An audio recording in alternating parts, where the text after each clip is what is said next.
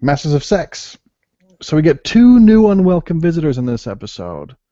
Ginny comes home to a dude making dinner and telling her to lighten up, and we find out it's her ex-husband George, who's also the guy we just barely saw Bill asking sex questions to before the flashback that started the episode. Uh, George and Ginny end up in bed. He spends the night against Ginny's wishes. He wheels his way into the study. Ginny's mad. She tells Bill and argues that it shouldn't ruin the data. But Bill's obsessed, and he figures out who it is, and that's how he ends up questioning George further, like we saw at the start. What did you think about George showing up, Bob? I liked it. I thought it was a nice little, just to get this out of the way, because I feel like I'm going to say this every episode. I have no idea if any of this is based on anything in reality, but it's a great story. And the show is really messing with me because these are real people and real shit happened, but like I swear it's got to be only like 10% of what we're seeing. Um, but for the TV show, it was great. It moved it along. I find it fascinating that Bill's obsessed with Jenny, and I think that that's very intriguing, and I love that chemistry. And because he's like, puts his glasses back on, and he's like, I agree, shouldn't mess with the data. And then she leaves, and then he like promptly goes and Rips open the safe, deduces who it is, calls him in. right, which is what you're not supposed to do that. I mean, they made a big deal at one point of like, this is 50s style. Hey, we're going to anonymize this data until we don't, because we're curious. We can just open the safe. It's just two of No, I us. think that was unethical what he did. I think that was if people found out, that would compromise the results of his study, no matter what happens. I think that was bad of him to do. No, I agree. Yeah, and it seemed like it took him a little bit to figure it out, but it wasn't that hard. It was like a little puzzle, and I could see the drive. Like I resonated with him, which is maybe embarrassing, but not embarrassing, but just like, yeah, I want to know. I would want to know who that guy is too, after knowing everything about Virginia. You know what I mean? But there's still this meatball hanging right out there about we should undertake the research ourselves, and I don't think Ginny Yeah. ever really gave her answer, not that we know. And it's been months, we know, because Bill's wife is very pregnant, so it's been several months at least. Right. And wait, she didn't give her answer? Because we had that one episode that really messed with me, and now in my memory, it's all sorts of confused. So, are you Uh, sure she didn't give an answer? Because there was like the 17 different answers, and one of them was real but not really, and then it never really happened. oh, great. Whatever. I I'm pretty sure she didn't give an actual answer, but I don't know. I hate when these questions are just empirical and we go back and look at the tape, and here we are talking out of our asses about them. But I'm pretty sure she didn't actually give an answer. No, no, no. In our defense, I think the show is messing with us on purpose, personally. I Okay, think that's all part of right. the situation here, the setup. So I want to have some resolution there too, but then, you know, I don't want it to come too early, pun intended, uh, because there's a lot of episodes left in this season, right? So maybe they're going to hold off on that. Yeah, maybe so. Maybe that's gonna be the narrative climax. Yeah. Okay. Bill's mother is the second visitor. She shows up and she shows a lot more pizzazz than Bill remembers. She drinks now. She wears colors. She wants to move to St. Louis. Bill's mad at her and doesn't want her to move. And we get another flashback, this time with his mom turning up the music while he was beaten, just like he did while he was sleepwalking. And we learn that Bill's dad was not a bad man. And we also see why Bill was so moved by the woman who wanted the tubal ligation but couldn't get it without her husband's consent. So what did you think about this visitor, Bill's mom, showing up? I like this too, actually. I thought it rounded out Bill's character. He's still kind of a dick in certain circumstances, but you know, he's got a backstory like we all do, and he's a product of everything that's happened to him, including an abusive father, and um, I think that's an important story to tell because it sort of helps paint the picture of Bill's struggle between progressive scientist and 1950s pseudo morality guy. If Yeah, that I makes think it also sense. helps inform us about why he's so hesitant about being a dad because he didn't have a good example.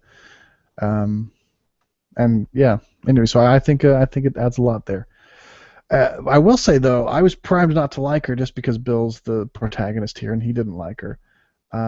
But she turned out to be not that bad. She said she's not a meddler, and I actually believed it based on the way she acted. She wasn't all judgmental. She wasn't mean. and Bill's mad at her for looking the other way while he was beaten, which is understandable, but she doesn't seem that bad now.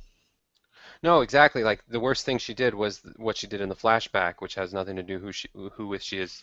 That has nothing to do with who she is now, and based on context, not that it's forgivable necessarily, but it's more complicated than just flat out disliking her in the present because she seemed really likable actually. So And we know that isn't going to happen again, at least. yeah. So the big event this episode was Libby invited both Ginny and Ethan to come to dinner. She wanted to set them up, not knowing that they have actually already been set up and they are on the outs. And anyway, but Ethan spends the evening striking out with Ginny and drinking.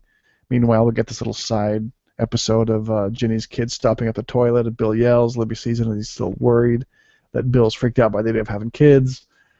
Ethan's totally drunk by the end of the night, so Bill's the one who takes Ginny home, and he admits to her he's worried about whether he'll be a good father.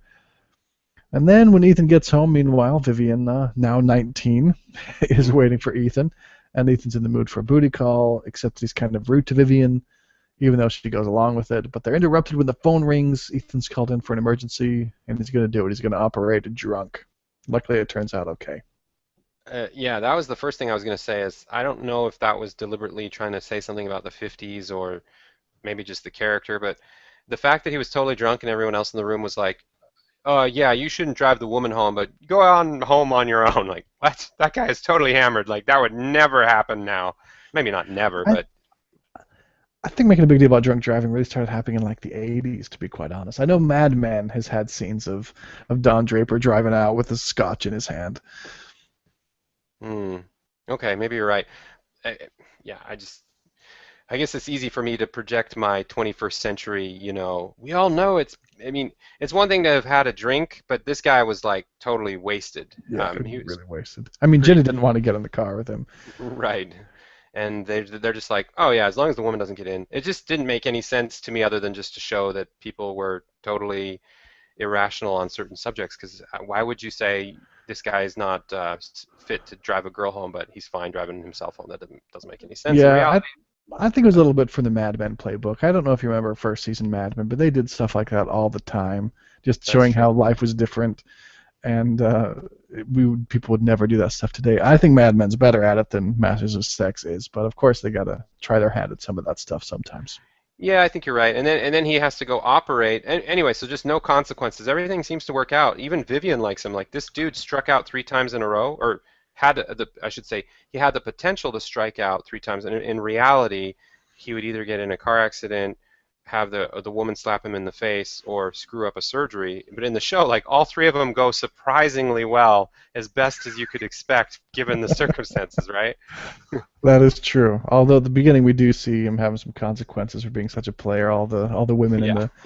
in the nurses' ward in the cafeteria are pissed off at him. But But you're right. that, That might have been a little convenient that none of that turned yeah. out badly.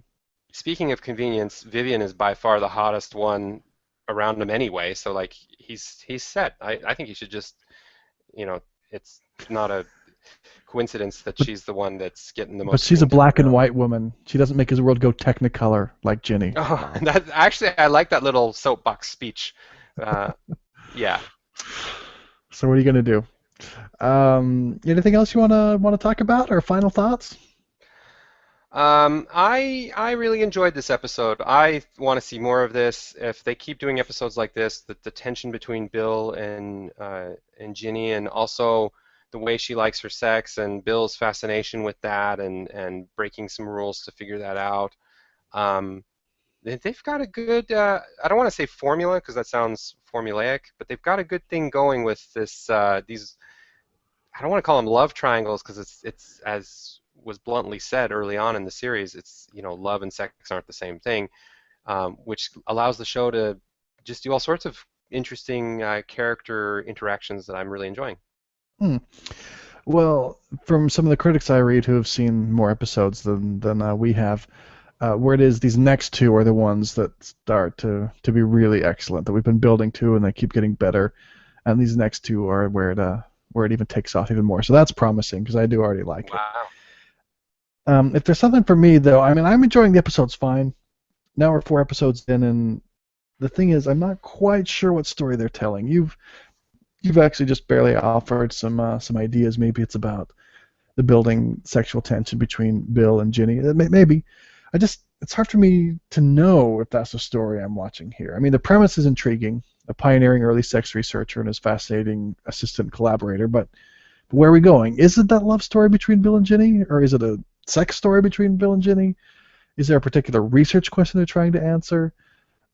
Is there a mystery they were trying to solve, an obstacle to overcome? I'm not quite sure, and I'm starting to wonder what it is that's at the end of this show. But like I say, the ride so far seems great, so I'll definitely give it more time. And that makes it sound like I don't like it. I really do like it. That's the question I have as I watch.